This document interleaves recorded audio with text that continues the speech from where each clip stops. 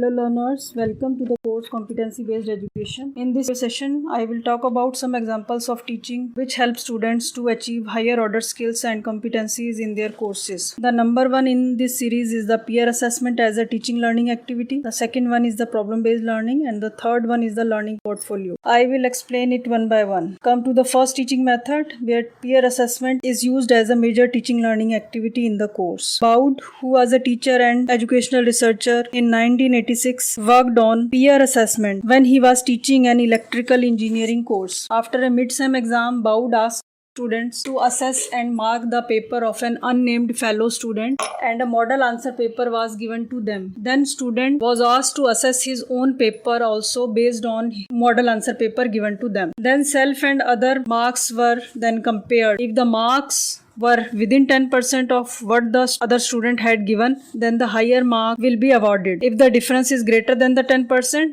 then lecturer will assess the paper. Spot checking was done to discourage collusion. That means all students agree to mark high. Baude says that self-assessment considerably sharpens students' learning. Later on, Gibbs in 1998, while teaching to second-year engineering students, found that failure rate in his class increased and the average mark of the class were 45%. The course was being taught through traditional method. It was 2 lectures and 1 problem solving tutorial session in a week and an end sem exam. In the problem tutorial, students would work on the problem sheets, or the problems were similar to the final examination or end sem examination. But this teaching learning was not working well. Students' average score was 45%. To improve students' learning, Gibbs adopted Baude's work on peer assessment. Everything remained same in the course except that 6 times during the unit, the students met in a plenary session in a lecture hall, bringing problem sheets they had completed since the previous plenary. They handed these in with their names written clearly on them, and the sheets were redistributed at random with a how to mark sheet. Then students marked the problem sheets they were given with the written comments about the knowledge of the student whose answer sheet they were marking. Not any other information was given to student. Also, no monitoring of their marking was done. The sheets were then handed back to their owners, who could not tell who had marked and commented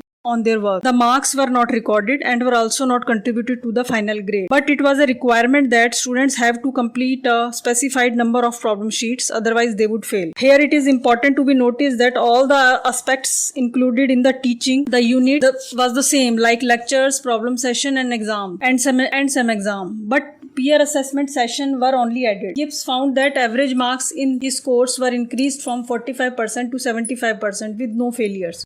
Here Gibbs gives 5 principles of learning that were produced by peer assessment. Number 1. Students spend more out of class time on problem solving by assessing other students' answer sheet. Number 2. Students did not spend out of class time on instrumental activities like reading lecture note or preparing for exam, etc. Number 3. Gibbs suggests that the best way to learn how to tackle problem is to tackle a lot of problem. Number 4. The feedback they received was socially amplified. Bad work was marked and commented on by their own peers, which Gibbs claims hits much more effectively than negative feedback from a tutor. Also, students received feedback on their own work by the end of each session, not weeks later when the tutor marked it. Number 5. A fundamental principle of any quality performance is to know when a performance is good or not. This requires internalizing appropriate standard of quality control. This internalization can be done using peer assessment. Now I summarize the topic. In this topic, case study was produced by Gibbs in which he used peer assessment as a teaching learning activity in his course. The course was otherwise quite traditional, like lectures, problem session and final examination.